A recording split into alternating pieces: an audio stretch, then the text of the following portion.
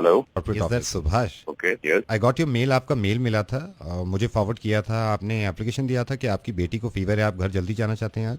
Yes yes yes, उसका निकलने के लिए सोच रहा हूँ। मैं अभी ऑफिस में आई हूँ, मोस्ट प्रॉब्ली 1 घंटे में मैं निकल।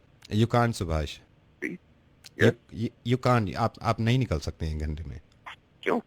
क्योंकि ये कंपनी है सुभाष, यहाँ पे जॉब कर रहे हैं आप। जस्ट मैं आपको याद दिलाना चाह रहा हूँ, क्या हेडलाइन करना है बताइए। आपको ये याद दिलाना चाह रहा हूँ कि आप नहीं जा सकते हैं। मैंने तो एप्लीकेशन दे दी। एप्लीकेशन देने से कुछ नहीं होता, नहीं जा सकते। इस मैं केस में अजीब अगर बात मैं नहीं कर एप्लीकेशन रहा ना हूँ। भी आई देता, जस्ट बात वांटेड टू सुनिए। इन्फॉर्म नहीं, यू, नहीं, आई नहीं, जस्ट वांटेड नहीं, to inform you that you can नहीं, मेरी नॉट। बात सुनिए। हाँ, मैं जो कमा रहा हूँ किसके लिए कमा रहा हूँ मैं? अजीब आदमी है आप। मैं एक तो आपको मेल डाला है, मैं चाहता था ऐसे चले जाता। मेरी बेटी बीमार है, आप कह रहे हैं, आप मुझे उसके लिए फोन कर रहे हैं कि आप नहीं जा सकते, आप नहीं जा सकते। और कौन होगा ऐसा जो कि अपनी बेटी का फोन करना चाहे? बताइए आप। बेटी का क्या सुन के ना जाए? अरे बेटी की तबीयत खराब है यार। होते हैं ऐसे बहुत सारे लोग। तो कौन है वो लोग? फौजी हैं मिस्टर सुभाष, हमारे जवान हैं। Subhash, Subhash, I am sorry. अब ये आप पे डिपेंड करता है, आप चाहें तो फोन काट दीजिए, क्योंकि मैं रेडियो मिर्ची से नवेद बोल रहा हूँ, आपके एचआर से नहीं।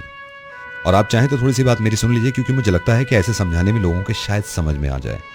और आप अभी चले जाइएगा आधे घंटे में। लेकिन सुभाष, कितनी आराम से आपने एप्लीकेशन दे दी, आपको छुट्टी भी मिल जाएगी और आप चले भी जाएंगे। ये जो हमारे फौजी हैं ना, जो सरहद पे हमारी हिफाजत कर रहे हैं, 6-6 महीने हो जाते हैं इनको अपनी बेटियों की शक्ल देखे हुए। 1-1 साल गुजर जाता है इनको माँ से चिपटे हुए। तो मैं आपसे ही बात कर रहा हूँ, आप जो सुन रहे हैं मैं आपसे ही बात कर रहा हूँ। जरा सा सोचिएगा थोड़ी देर के लिए कि आप जॉब पे हैं और आपकी बेटी की तबीयत खराब है और आपसे ये कह दिया जाए कि आप ये नहीं जा सकते, या आप मजबूरी हो, तड़प जाएंगे आप। इनको खूब अंदाजा रहता है कि हमारे घर में परेशानियां हैं, हमें याद किया जा रहा है, हमारी जरूरत है। ये सारी परेशानियां घर की छोड़ के, सारी जरूरतें घर की छोड़ के, ये सिर्फ हमारी हिफाजत के लिए खड़े रहते हैं। मुझे मालूम है कि मैं खुद सरहद पे जाके हिफाजत नहीं करता, लेकिन मैं ये तो कर सकता हूं ना कि जितनी कुर्बानियां हैं इनकी, उस सब का अंदाजा हो पूरे हिंदुस्तान को। ये जो 17 जवान शहीद हुए ना सिर्फ हमारी हिफाजत के खातिर। सिपाही विश्वजीत गरोही शायद 6 महीने से अपनी बीवी बच्चों से नहीं मिले थे। लांस नायक आर.के. यादव शायद एक अरसा हो गया था अपने बच्चों की आवाज सुने हुए। सूबेदार करनेल सिंह शायद अपने माँ बाप की आवाज सुने हुए इन्हें 5-5 महीने हो जाते होंगे। इसके बावजूद इन्होंने ये नहीं कहा कि मुझे छुट्टी चाहिए, मैं घर जाना चाहता हूं। ये शहीद हुए अपने परिवार की वजह से नहीं, सिर्फ आपकी और मेरी वजह से और हमारी हिफाजत की वजह से।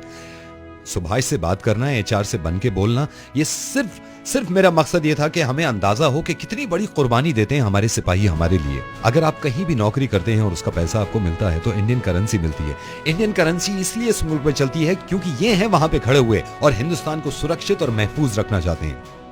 मैं पर्सनली इस बात को चाहता हूं और रिक्वेस्ट करता हूं, जहां भी आपको कोई जवान सिपाही दिखाई दे और आपको यह अंदाजा हो कि आपके परिवार और आपके मुल्क की हिफाजत करता है, तो उसके सामने जाके सैल्यूट करा करिए उसको। लेकिन एक कमाल की बात मैं बताऊं आपको, जिस घर का भी ये चिराग बुझ गया, अगर इसके घर में कोई छोटा बच्चा है तो पूरे घर की ख्वाहिश अब भी यही है कि इसको हम फौजी बनाएंगे और अपने मुल्क की हिफाजत करवाएंगे। कुछ दिन पहले इतनी बहस चलती थी कि असल देशभक्त कौन है। असल देशभक्त मुसलमान है, हिंदू है, ईसाई है, सिख है।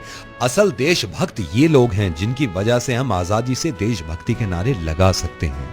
बात करते हैं और हमें उनकी रेस्पेक्ट करनी चाहिए, उनकी फैमिली की केयर करनी चाहिए और गवर्नमेंट को भी बहुत कुछ करना चाहिए। जय हिंद। जय हिंद।